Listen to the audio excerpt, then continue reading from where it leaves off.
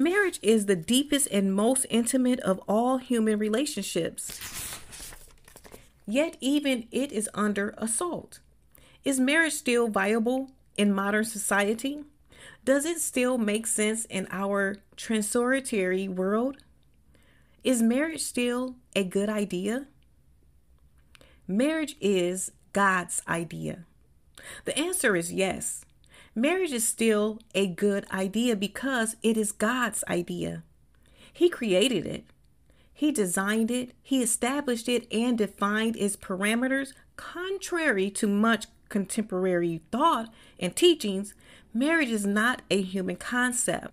Mankind did not simply dream up marriage somewhere along the line as a convenient way of handling relationships and responsibilities between men and women or dealing with childbearing and parenting issues. Marriage is of a divine origin.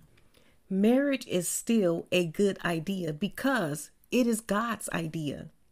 God himself instituted and ordained marriage at the very beginning of human history.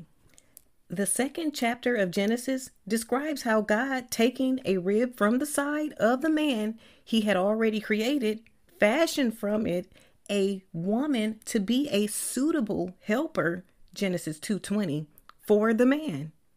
Then God brought the man and the woman together and confirmed their relationship as husband and wife, thereby ordaining the institution of marriage.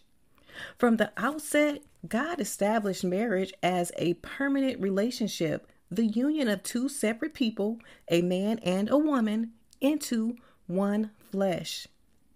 When Adam first laid eyes on Eve, he exclaimed, "This is now bone of my bone and flesh of my flesh. She shall be called woman, for she was taken out of man." Genesis 2:23, emphasis added. God's design for marriage is found in the very next verse. For this reason, a man will leave his father and mother and be united to his wife, and they will become one flesh. Genesis 2:24. One flesh is not simply the gluing of two people together, but rather the fusion of two distinct elements into one. If I glue two pieces of wood together, they are bonded but not fused. They remain two separate pieces of wood, and sufficient heat or pressure will break the bond. In the world of chemistry, different elements are linked to each other by chemical bonds that allow them to work together in a particular manner. If that bond is broken, those elements are released and go their separate ways. It is different with fusion. When two elements are fused into one, they become inseparable. A force of sufficient magnitude may destroy them, but it can't never destroying them. A man and a woman who have become one flesh under God's design for marriage cannot be separated without suffering great damage or even destruction. It would be the spiritual equivalent of having an arm or a leg torn from their bodies. When God ordained that the man and the woman should become one flesh, he plainly had a permanent, lifelong relationship in mind. Jesus, the great Jewish rabbi and teacher, made this abundantly clear during a discussion with some Pharisees over the question of divorce. The Pharisees asked Jesus if it was lawful for a man to divorce his wife, pointing out that Moses had permitted it in the law. It was because your hearts were hardened that Moses wrote you this law. Jesus replied, "But at the beginning of creation, God made them male and female. For this reason, a man will leave his father and mother to be united to his wife, and the two will become one flesh. So they are no longer two, but one. Therefore, what God has joined together, let man not separate." Mark 10:5-9. What therefore God has joined together, let no man separate. If marriage were of human origin, then human beings would have the right to set it aside whenever they chose to do so.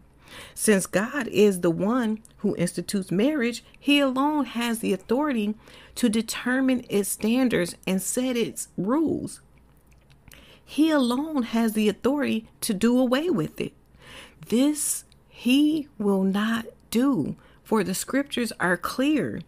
Marriage is a God-ordained institution that involves the joining of a man and a woman as one flesh in a lifelong relationship.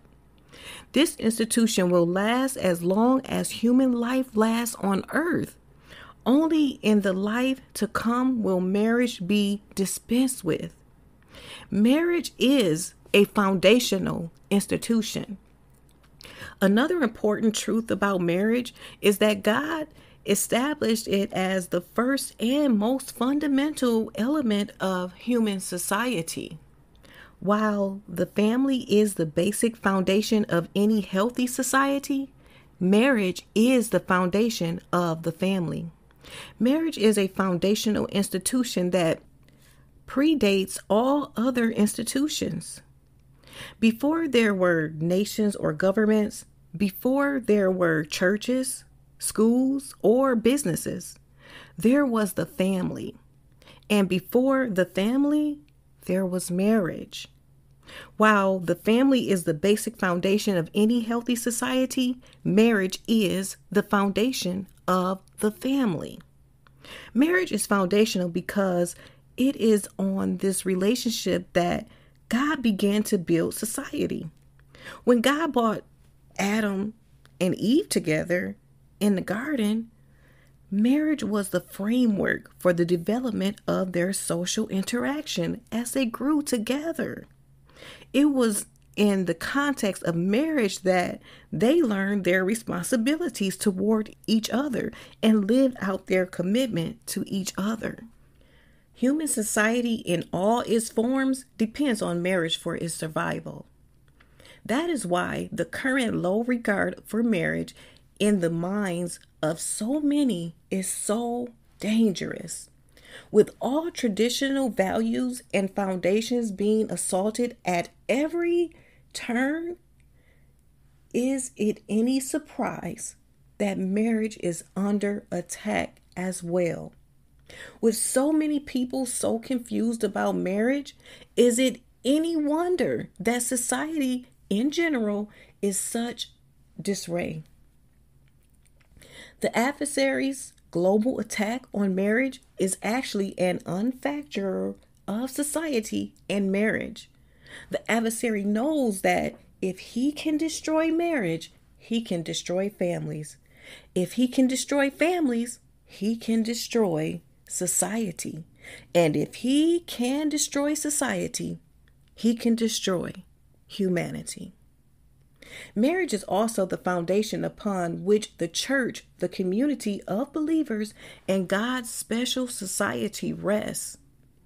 The New Testament describes the relationship between Christ and his church as being like that of a bridegroom to his bride.